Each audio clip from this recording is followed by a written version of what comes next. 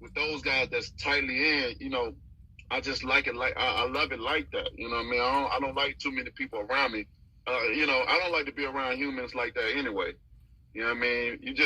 They're so unpredictable. You don't know.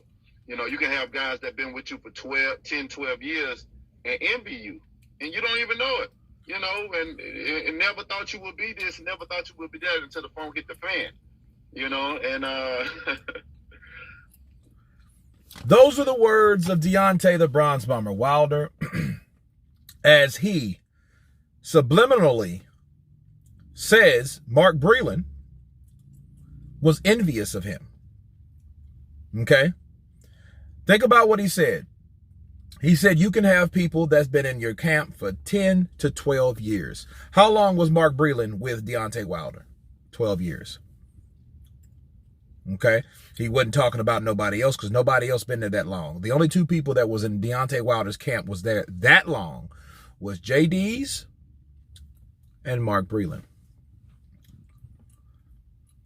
Okay? So that's who he was referring to when he said, hey, there are people that envy you in your camp and didn't think you were going to get that far or get to this point. Therefore, they envy you.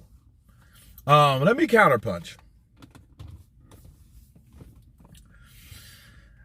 I don't think it was envy of Mark Breland. I think Mark Breland was in a situation like he explained that he couldn't make a difference in Wilder's camp because Wilder was allowing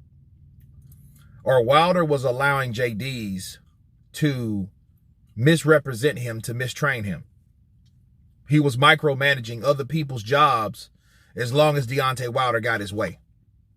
Okay, that's how it was explained through Anthony Breland, his son, okay, along with Mark Breland himself when he was on The Fight Is Right with my boy Knowledge, okay, and Tomde. So that's how he explained it. Like, yeah, I wanted to teach him things. JD's didn't know his head from his ass when he had him before I came along. So he needed me to bring me along to help Deontay Wilder develop as a fighter because until then, he didn't know anything. And then back to Anthony Breland, and he told us on this channel when we brought him on that Deontay Wilder was a guy that was throwing he had to turn his leg inward anytime he threw a jab. And he was explaining to me the way he was off, like his technique was way off. And before his father got there to actually teach him how to throw a jab, especially following that straight right hand, which I do think Mark Breland was responsible for developing that right hand the way it was. Because I think Wilder got better with landing that right hand over time instead of looping it or chunking it or throwing it, you know what I mean? And, landing wrong and breaking his hands and all this just to land that punch, which it might seem heroic or actually barbaric, you know what I mean, or manly, but it's actually not smart. You know what I mean? And if you knew what you were doing, if you knew how to punch somebody without breaking your own shit, you're winning. You're not winning if you break your own shit too, because that means you're going to the hospital along with that other guy. You know what I mean? He might not even have to go to the hospital. You do, because you hit him wrong, even though you might have inflicted damage at that time. But really, who got damaged the most? You, because you got the broken bone. You know what I mean? So, I don't think that was the case. But of course, this is how Deontay Wilder feels. So it's his camp. He called the shots. He made the shot. He made that decision to get rid of Mark Breland. But this just a little short video to let you guys know that he subliminally called Mark Breland envious of him because of his accomplishments. Now, let's look at that for a second, though. What did Mark Breland do in his career? Olympic gold, 5-time champion, best amateur ever, 2-time world champion. So, no, I think Mark Breland's legacy is set.